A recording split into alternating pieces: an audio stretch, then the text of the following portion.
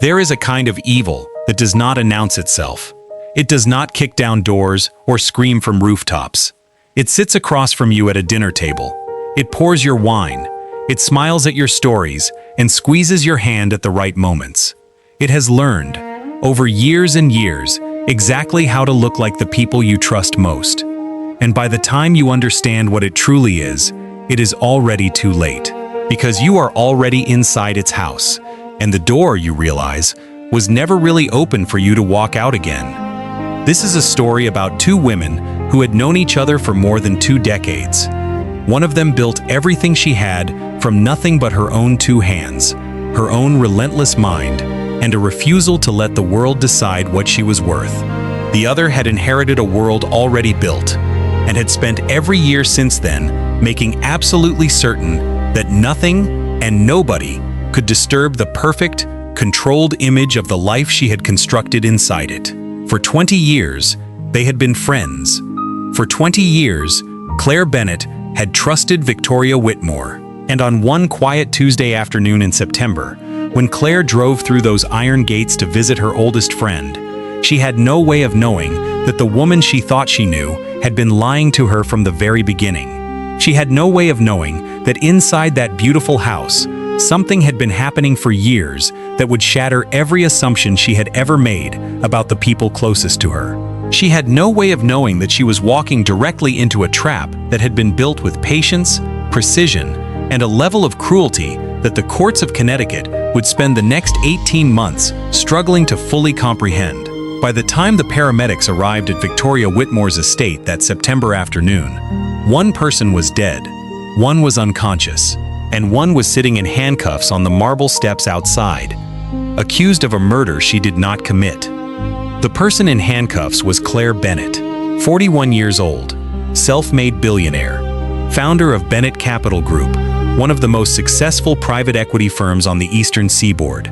A woman who had been featured on the cover of Forbes magazine not once, not twice, but 3 times. A woman who had no criminal record, no history of violence, and no motive that any rational person could point to. And yet there she sat, hands behind her back, head bowed, in the shadow of Victoria Whitmore's perfect house, while the woman who had murdered an innocent girl lay inside on a stretcher, receiving sympathy, being handed blankets, being photographed by arriving news crews as a survivor. 3 questions would go on to define everything that followed. The first, what actually happened inside Victoria Whitmore's mansion on the afternoon of September 17th? The second, who was Emily Carter, the young woman who died inside that house? And what had her life truly been like within those walls in the months before she was killed? And the third, the question that would not fully surface until investigators began pulling back the layers of Victoria Whitmore's life one by one, was this really the first time? Because as the weeks passed and the evidence began to accumulate, the answer to that question would turn out to be the most disturbing revelation of all. Claire Bennett grew up in Baltimore, Maryland, in a row house on Edmondson Avenue, the kind of neighborhood where you learned early that the world was not going to hand you anything, and where the fastest way to ruin yourself was to spend your energy resenting the people who already had what you wanted. Her mother, Patricia Bennett, worked as a nursing assistant at Johns Hopkins Hospital for 31 years. Her father left when Claire was 9. There was no safety net, no trust fund, no family connections that opened doors. There was only Patricia, and the example Patricia set every single morning when she put on her uniform and walked out that door before the sun came up.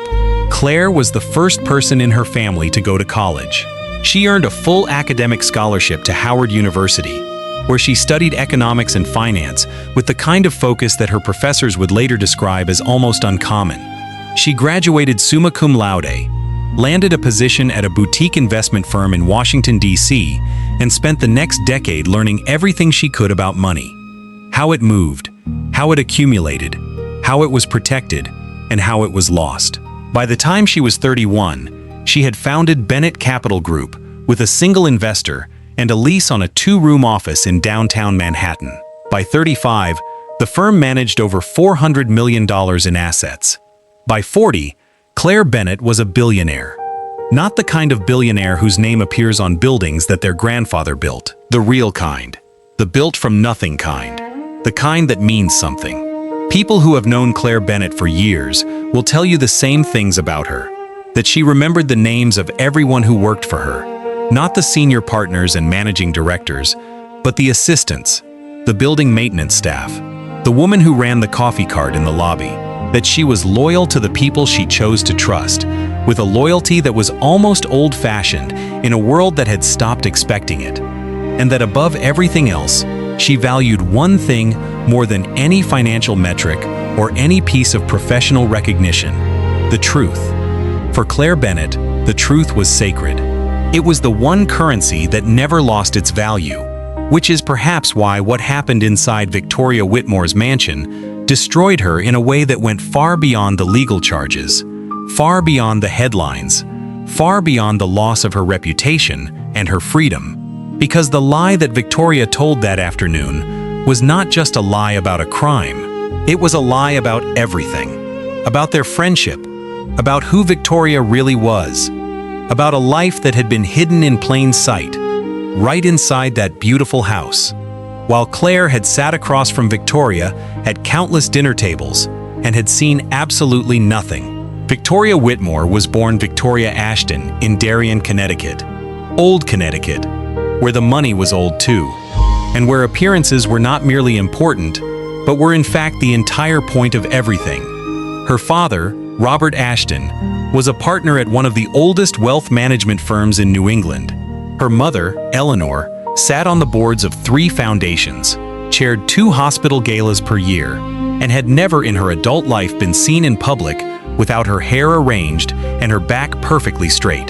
Victoria learned from Eleanor the way that daughters in certain families learn. Not through conversation, not through warmth, but through observation, through watching what happened when the performance slipped, through understanding that the world these people inhabited ran entirely on image, and that a crack in the image was not merely embarrassing, it was catastrophic. Victoria went to Wellesley College, where she studied art history and made the connections that would matter more than any course she ever took. She married Richard Whitmore at 26, Richard being the heir to the Whitmore pharmaceutical fortune, a man 17 years her senior who had a consuming interest in his business and very little interest in the daily operations of his household. The marriage suited Victoria completely. Richard's money was generational and inexhaustible. His absences were frequent and predictable, and the estate in Greenwich, 6 bedrooms, a library, a formal garden, a wine cellar, and a gatehouse, was entirely hers to manage. To the community she moved in, the Greenwich Junior League, the New York Philharmonic benefit committees, the Christie's Charity Preview Circuit, Victoria Whitmore was grace itself. She was one of those women who made effort look effortless. What nobody said, what nobody on the outside could possibly have known, was that inside the walls of that Greenwich estate, something very different from grace was happening. And it had been happening for a very long time. Emily Carter was 23 years old when she died inside Victoria Whitmore's mansion. She had come into Victoria's employment 18 months earlier through a domestic staffing agency based in Bridgeport, Connecticut. Emily had grown up in the Connecticut foster care system, placed in her first foster home at the age of 4 after her mother, struggling with addiction, was deemed unable to care for her. She had moved through 7 placements before she aged out of the system at 18. She had no living relatives that anyone has ever been able to locate. She had not completed high school, not because she lacked the capability, but because the constant movement between homes made consistent enrollment nearly impossible. What people who knew Emily in those years consistently say about her is that she was exceptionally quiet. Not shy in a social sense, but quiet in the way that people become quiet when they have learned from very early in their lives that speaking up tends not to produce results that are good for them. She was, by every account, gentle, conscientious, and deeply eager to please, characteristics that made her the perfect employee for a woman like Victoria Whitmore, and, as would become devastatingly clear, the perfect victim. Victoria Whitmore had employed Emily with one condition: that the staffing agency considered unusual but not unprecedented. Emily would be a live-in employee. She would reside at the estate. She would not require days off during the first probationary period of 90 days. After that, schedules would be discussed. They were never discussed, because at 91 days, Victoria had effectively made Emily's existence at the estate so completely contained, so thoroughly separated from the outside world, that Emily no longer had anywhere else to go. Her phone, which Victoria had provided as part of the employment package, was monitored. The friends she had made through the staffing agency had stopped hearing from her, and the room in the servants' quarters where she slept had a bolt lock on the outside of the door, not the inside, the outside. The last time Claire Bennett and Victoria Whitmore had seen each other in person was at the Whitmore estate the previous spring. On September 14th, Victoria texted Claire a simple message. "I miss my friend. Come for tea Tuesday? I'll have the garden all to yourself." Claire said yes. She blocked 2 hours in her calendar for the drive to Greenwich and back.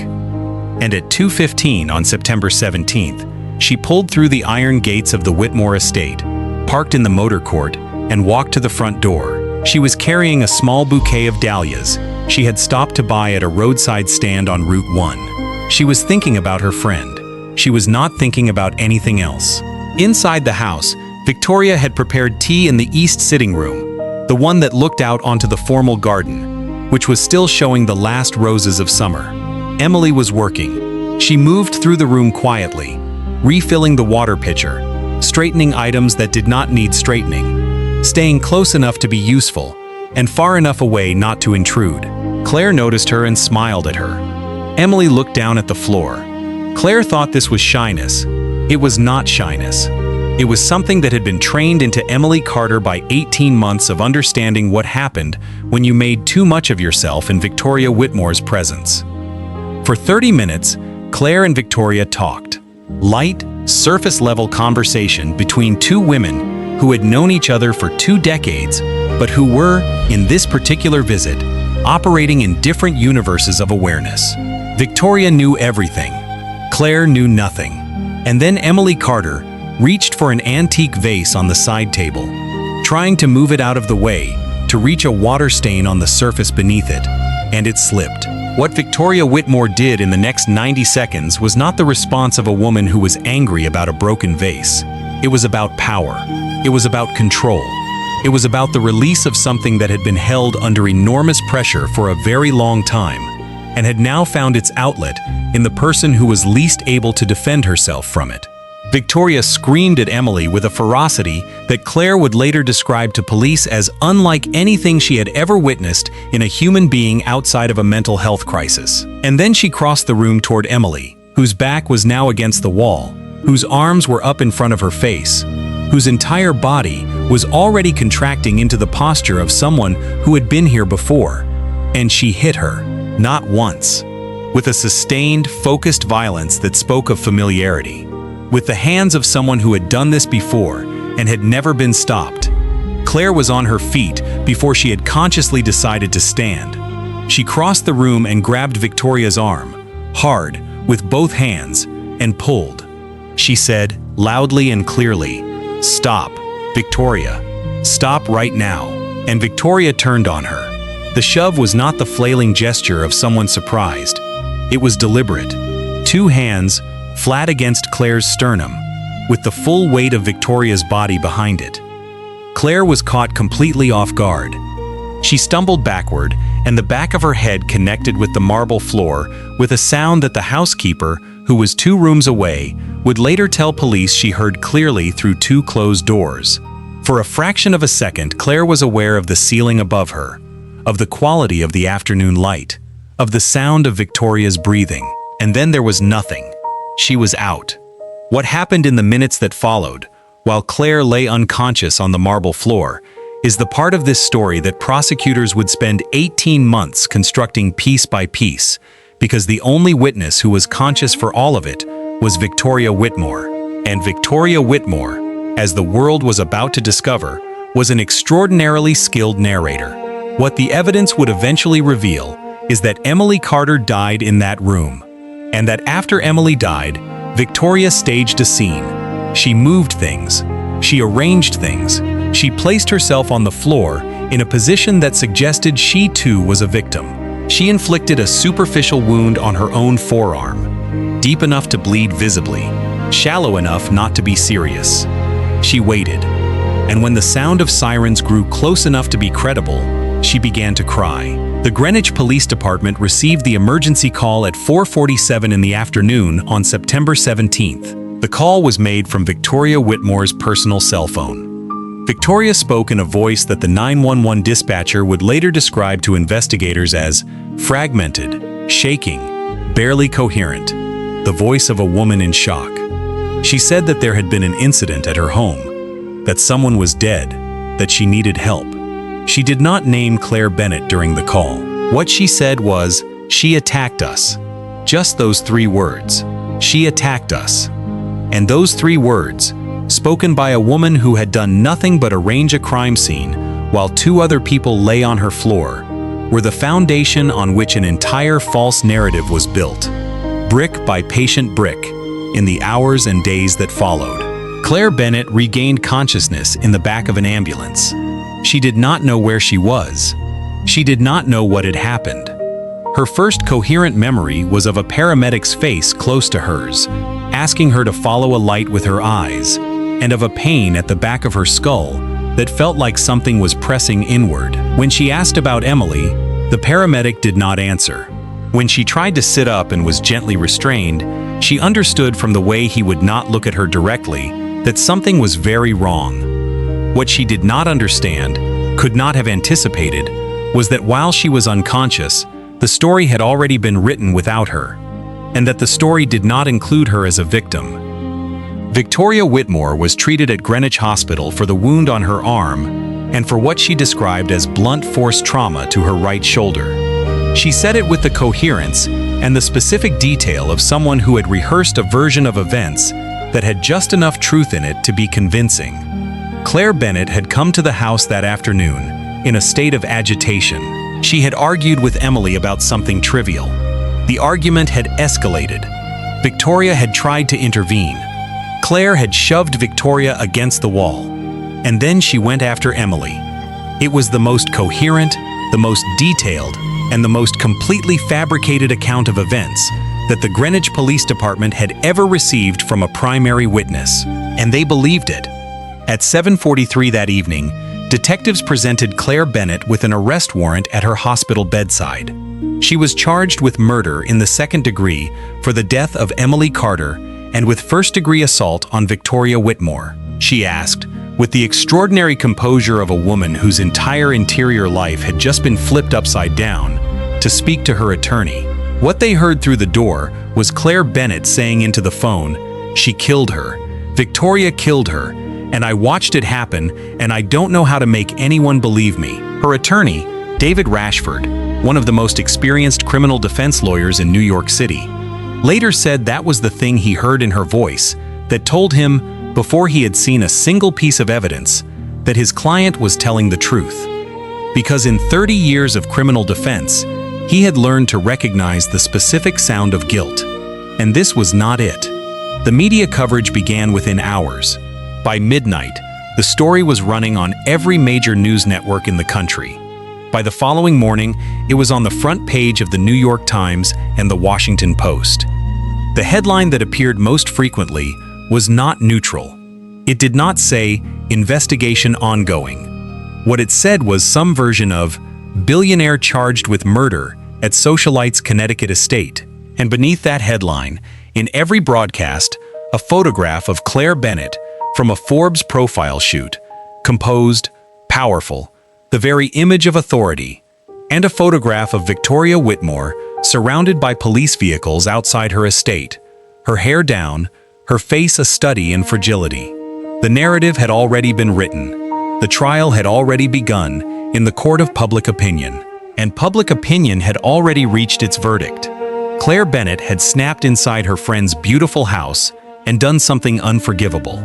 That was the story, and it was entirely, catastrophically wrong. Before we go deeper into the investigation, Let us know in the comments where you're watching from. We'd love to hear from you. And don't forget to hit that subscribe button so you never miss any of our upcoming videos. Detective Marcus Webb of the Greenwich Police Department was assigned as lead investigator on the case. He was 22 years on the force, experienced, thorough, and, as he would later privately acknowledge to colleagues, badly wrong in his initial read of the situation. What Marcus Webb had in the first 72 hours was the word of a well-connected, respected socialite, a crime scene that appeared to confirm her account, a suspect who had both the physical capability to have committed the alleged acts and a motive that, while thin, could be constructed, professional rivalry, social competition, perhaps a moment of alcoholic disinhibition. What he did not have yet was any reason to look more carefully at the woman in the hospital bed who had told a very clean, very detailed story without ever losing her composure. Because in 22 years of police work, Marcus Webb had learned to be suspicious of people who lost control. He had never quite learned to be equally suspicious of people who never did. That oversight nearly cost Claire Bennett her life. The first crack in the official narrative appeared not from within the investigation itself, but from the Whitmore estate's own security system. Victoria's property had a comprehensive camera system. 8 cameras covering the exterior, the driveway, the motor court, and the front entrance. The interior cameras, she had told investigators, were not recording. What was not reasonable, what Detective Marcus Webb of the Greenwich Police Department would not catch for another 11 days, and what would eventually be flagged by David Rashford's defense team through a technical subpoena, was that the exterior cameras had been manually overridden at approximately 3:15 in the afternoon on September 17th. Not by a system glitch, not by a power failure, by a manual input at the control panel inside the house. 30 minutes before Claire Bennett's Mercedes arrived through the front gate, the cameras were turned off before Claire got there, and they were turned back on 12 minutes after the ambulance carrying Emily Carter's body left the driveway. Victoria Whitmore had disabled the cameras before her friend arrived, and she had turned them back on once the evidence she needed to control was gone. It was Dr. Sandra Okoye, a forensic specialist from the Connecticut State Police Major Crime Squad, who began to unravel what had actually happened inside Victoria Whitmore's East sitting room. Dr. Okoye had not been the first forensic technician on the scene. She had been called in 2 days after the initial examination, at the request of a supervisor who felt, without being able to articulate exactly why, that something about the initial report was not quite adding up. Dr. Okoye spent 3 days inside that room. She measured, she photographed, she mapped, and what she found was a crime scene that had been very skillfully arranged, but not skillfully enough to erase all of its original information. Blood spatter is not an opinion, it is physics, and the physics of what had happened in that room was telling a story that was flatly incompatible with the account Victoria Whitmore had given. The blood pattern evidence was the first major revelation. According to Victoria's account, Emily Carter had been attacked in the center of the room near the overturned furniture, which was consistent with where Emily's body had been found. But the blood spatter on the east wall told Dr. Okoye that the point of original impact was not the center of the room. It was the area near that wall. Emily Carter had first been struck against the east wall, and then her body, already injured, had been moved. Post-mortem, after death, by someone who needed the position of the body to tell a different story. Victoria Whitmore had moved Emily Carter's body after killing her. She had arranged it to be consistent with the narrative she intended to give to police, and she had very nearly gotten away with it. The second revelation came from Emily Carter's phone records, which had required a separate subpoena because the phone was registered in Victoria Whitmore's name, not Emily's. The records were a catalog of control. The phone's contacts had been restricted to a list approved by Victoria. 11 numbers, all of them household vendors, none of them personal. The location data showed that Emily Carter had not left the property in over 4 months. Not once. Not to a grocery store, not to a pharmacy, not to a park. 4 months of the same coordinates, day after day, the Whitmore estate address never changing. She had been on that property continuously, with no access to the outside world except through a phone that was owned by her employer and through a front door that she was not permitted to open. The staffing agency that had placed Emily had made 2 follow-up calls in the months following her placement. Both calls had been intercepted by Victoria and returned on Emily's behalf. Emily had never spoken to them. She had never spoken to anyone outside that house in 4 months. She had been entirely, completely, deliberately invisible. And nobody had come to check on her in person. Nobody had knocked on that door and said, "I need to hear this from Emily herself." The third revelation, the one that would produce, in the Connecticut Superior Court, an intake of breath audible from the press gallery, concerned what was found in the locked room in the servants' quarters. When investigators opened the door of the room that had been Emily Carter's, and had been, they now understood, Emily Carter's cage, they found something Victoria had not anticipated they would look for, because she had never imagined anyone would look in the right places. On the underside of the small wooden shelf above the narrow bed, written in the faintest pencil marks, almost invisible unless you were close and the light was angled just right, were dates and what appeared to be shorthand descriptions. 41 entries in total, 41 separate incidents, over 18 months, written by a young woman with no education, no resources, and no one to tell, who had nonetheless understood, in some determined, undefeated part of herself, that writing it down was the only weapon she had. Emily Carter had kept a record, not a diary, not organized prose, but dates and brief 2- or 3-word descriptions. May 14th, broke plates. June 2nd, cold water. July 19th, couldn't get up. August 30th, asked to leave, said no. And on and on. 41 times. 18 months. Written with a pencil, on the underside of a wooden shelf, in a room with a bolt lock on the outside. Emily Carter had known she might not make it out, and she had made sure that if she didn't, something of the truth would survive her. The revelation of Emily Carter's shelf record changed the trajectory of the prosecution so fundamentally that the lead prosecutor, Assistant State's Attorney Joan Pierce, requested an immediate meeting with her supervisor. In that meeting, she said something she has since confirmed publicly. She said that she believed, based on the totality of the evidence now before her, that they were prosecuting the wrong person, that Victoria Whitmore had not only murdered Emily Carter and framed Claire Bennett, but that what they were looking at was not a single incident, that the 41 entries on Emily's shelf, combined with what investigators were now beginning to find as they dug into Victoria Whitmore's history with prior household employees, suggested a pattern of behavior that had been going on far longer than anyone had realized. Joan Pierce sat in her supervisor's office in Hartford and said, "We have been looking at the wrong crime. The real crime is much larger than this." The investigation into Victoria Whitmore's background, once formally authorized, uncovered a history that stunned even the most experienced investigators involved. The first thread they pulled was the story of a young woman named Anna, who had worked as a domestic employee at the Whitmore estate 3 years earlier and had left abruptly, with no forwarding address on file, her employment records sealed under a confidentiality agreement that Victoria had insisted upon as part of what she described as a mutually agreed severance arrangement. Anna was eventually located through a social services referral in New Haven. She was receiving mental health support at a community clinic and had been for 2.5 years. When investigators contacted the clinic's social worker, what they were told was that their client had experienced a period of severe psychological trauma consistent with prolonged domestic captivity. Anna had never filed a police report. She had been afraid. She had been 20 years old when she left the Whitmore estate. She had been 18 when she arrived.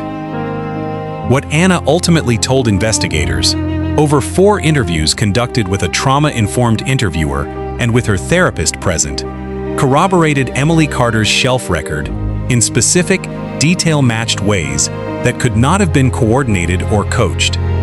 She described the same methods of control: the restricted phone, the absence of days off, the locked door, the isolation from other people, the way in which every small infraction was treated as an offense that required punishment. She described Victoria Whitmore with a precision and a consistency that made investigators certain she was describing a real, sustained pattern of behavior rather than isolated incidents. And she said something that would be read aloud in open court during Victoria Whitmore's preliminary hearing and quoted in every major news outlet the following day. She never raised her voice in front of people. She was always perfectly controlled in front of people. It was only when the doors were closed. The doors changed everything about who she was. Victoria Whitmore was arrested at Greenwich Hospital 4 weeks after the initial incident.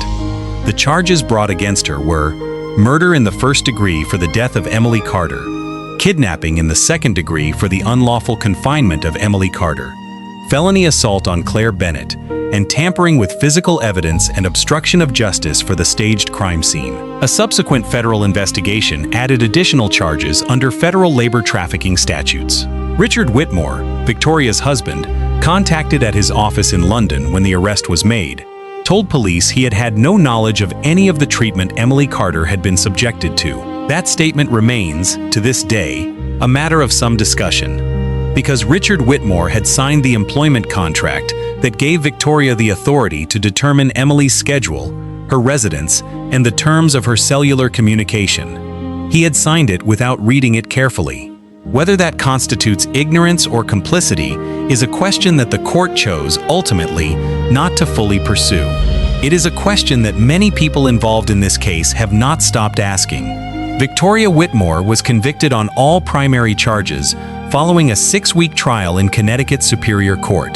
The conviction on the first-degree murder charge carried a mandatory minimum sentence of 25 years. Her attorneys immediately filed notice of appeal, citing procedural irregularities in the admission of Anna's testimony and in the method by which Emily Carter's shelf record had been located and preserved. As of this recording, the appeal is ongoing.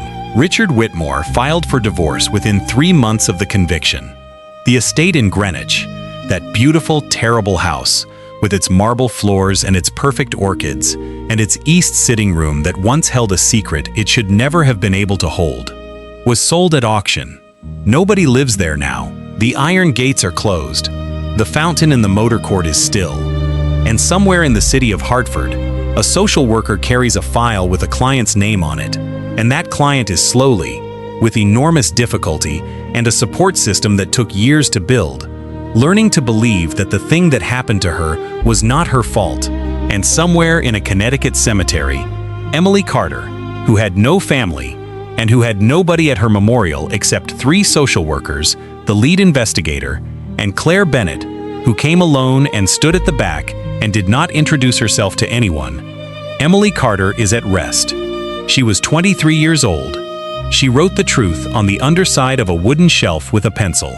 And the truth survived her. Emily Carter wrote 41 entries on the underside of a wooden shelf.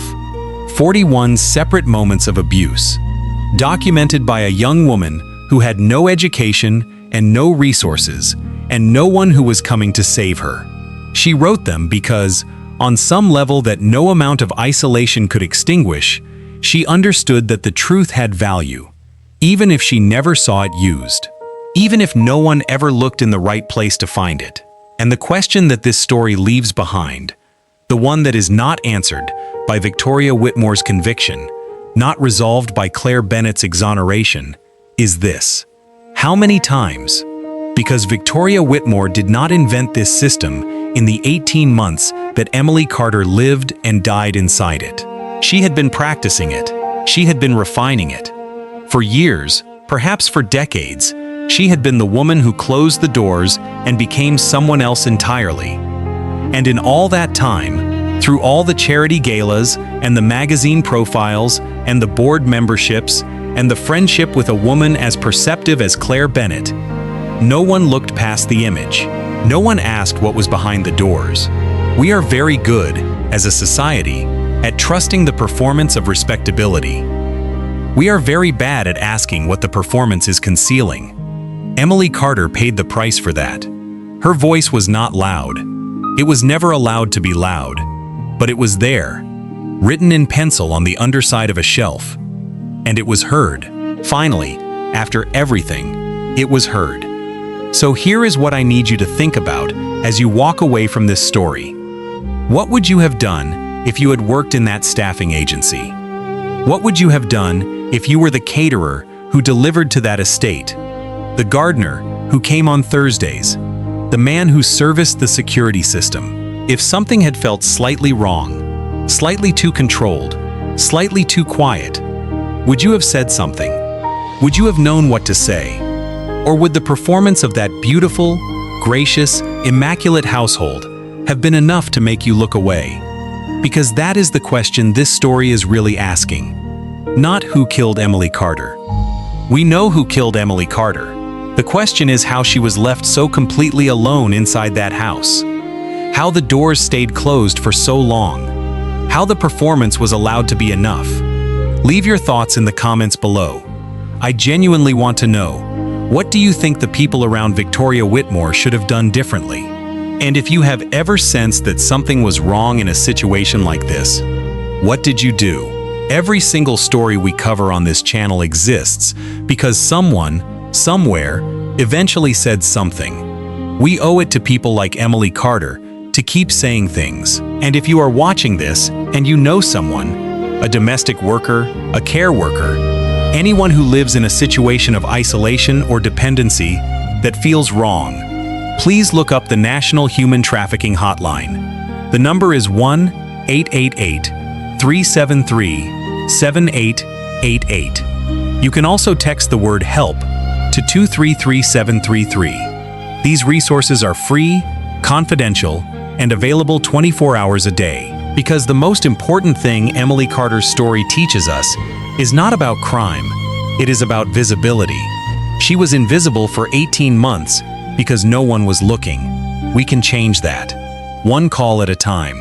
If this story moved you, if it made you think, if it made you feel something you weren't prepared to feel, then please share it with someone who needs to hear it.